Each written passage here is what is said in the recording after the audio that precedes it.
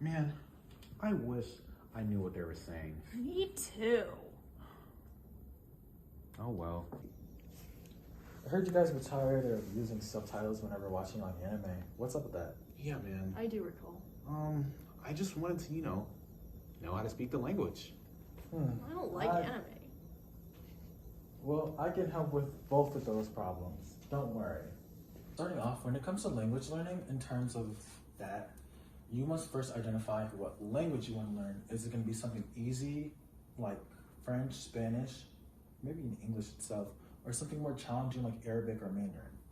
Once you have identified like what language you're focused on, or maybe languages you're focused on, next thing to identify is your goals. What's very important to take into account is what level of fluency do you want to achieve? There are many different levels of fluency when it comes to language learning. For example, there's JLPT 1 through 5, 5 being the easiest and 1 being the hardest. You must take that into account whenever it comes to languages. The second thing you must take into account is how much time do you want to spend per day or per week? Like, can this be like 30 minutes out of your day to take review some vocab, or just how much things you want to review in the span of a week? Let me introduce y'all to the power of language learning. So I heard you're interested in language, correct? So today, I'm going to be talking about the 4 main components, or 4 different aspects of language learning. We're going to be going over speaking, writing, listening, and reading, but these are all going to be put in an order where I personally think is the level of importance, which goes actually level of least importance to most importance. Starting off, our first topic today will be writing. Writing is the basis of many languages, and it's very important to take into account. I consider it the least important, but they're all important. Writing, speaking, reading, and grammar. Those are all important. Or listening, my bad. But writing involves, like, usually, we can write something down, like say, hello, something, etc., whatever your thought process is, you just write it down. So starting off, take into account what language you're learning.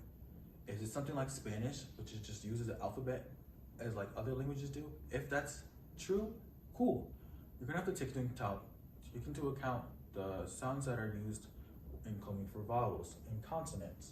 Or is it something more on the side of Mandarin, which is a tonal language, where you have to, it's very important in that language to differ for tones, because you can say one thing, but the person you're talking to might hear it as another. Once you've got that down, going back to Mandarin, it's important to note that Mandarin has sounds as well. Like, it's important, as sounds that English speakers usually do not make, or some things that the English speakers are not good at making, like umlauts, something like that.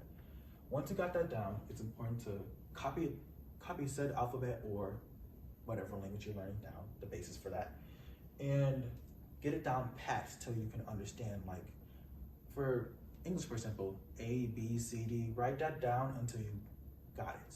Or use words that have these alphabets in them to better understand how the word or whatever thing is pronounced.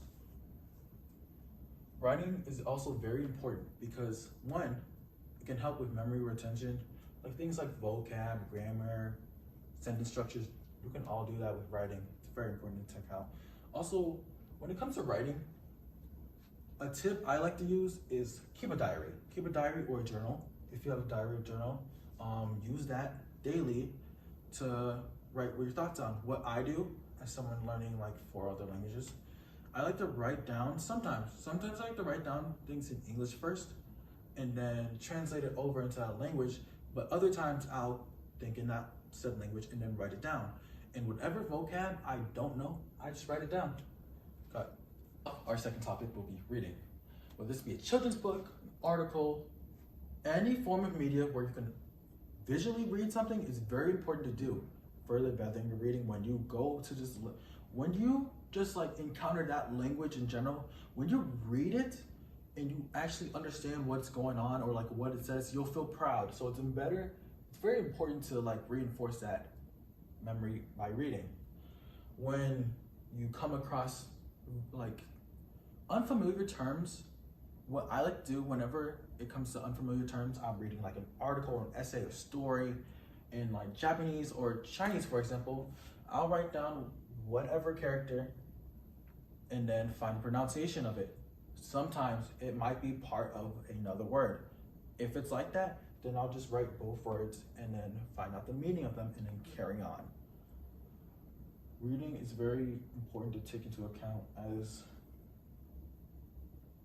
it depends on the language. Like Spanish can go one way, but then also, like I said with Mandarin earlier, it can go any type of way when it comes to reading.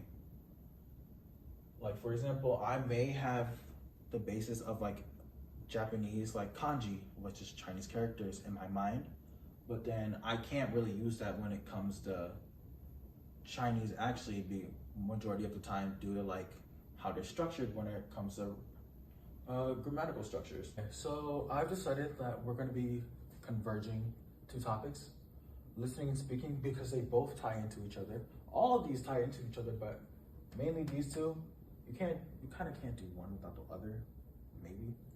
So when it comes to listening and speaking in another language, I advise that you do things such as listening to things like podcasts, cartoons, maybe like any dramas, things you enjoy, like any sort of like visual media or audio media that you love to like listen to, and you just do it in that language. For example, basically anime. If you're learning Japanese, just listen to like anime, maybe without subtitles, even with subtitles, but it's more likely do it with subtitles if you're learning the language.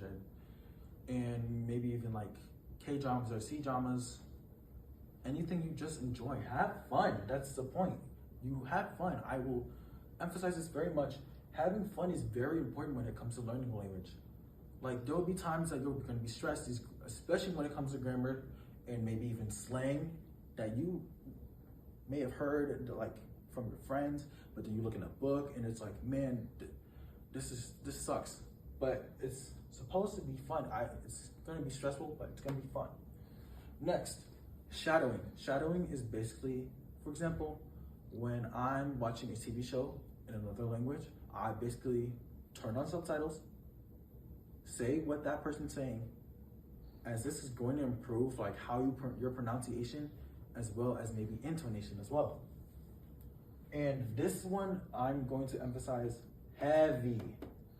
Talk to natives. Literally anyone who can speak your target language, talk to them. They can help you. That's the point. You're going to need help. It's okay to have people help you in the process of language learning. Don't be afraid. You're going to make mistakes along the way, but that's perfectly fine. If you might have questions, of how to say one word, say words one way, but you don't really know, ask someone. So one thing I will be covering, and I've already said this, I kind of delved into it on the last topic, speaking, listening, things and not do. I've already said in the last one, don't be afraid of making mistakes. Don't let that like make you afraid of anything. Don't get frustrated when listening to native speakers. Don't get too frustrated. It's gonna be a little frustrating at first, but remember, these people were born with that language. They're obviously gonna speak it well. Another thing is focusing on just textbooks. That's not gonna help. You gotta get out there, talk to people. It's very important. Textbooks are very ish because they'll provide the basics, but like if a native of that language read that textbook, they'll be like, because there's times where, for example, I'm reading things in like a Chinese textbook. My friend will be talking about it and she'll be like, hey, yeah, we don't really say this. Like, it's used, but not really used. And not reinforcing your vocab, like using sentences to like inputting that vocab in your sentence is also like very important. If you don't do that enough, how are you gonna know what word to use? How are you gonna know when to use? Other than that, yeah, those are things that I think were very important. And these all came from Wisent.com. It's a language learning site, and they usually offer tips and gives you quizzes on like what language you want to learn. So maybe check them out if you have time. So, now what? I've went through the main points, speaking, writing, and listening, and reading, and how important those are, and identifying your goals, maybe. Please do that. But, now what? Hey, that's all up to you. What leaves you now is get on it. I'm learning these 4 languages right now, and I can tell you it's very fun, it's very frustrating. I enjoy it doing so much. I want to expand my view on the earth, like of how many people there are, and like getting to know more cultures. I think that's very important. So get after it. It's gonna be rough, I know, but you've got this. Like, come on, man. So, in conclusion,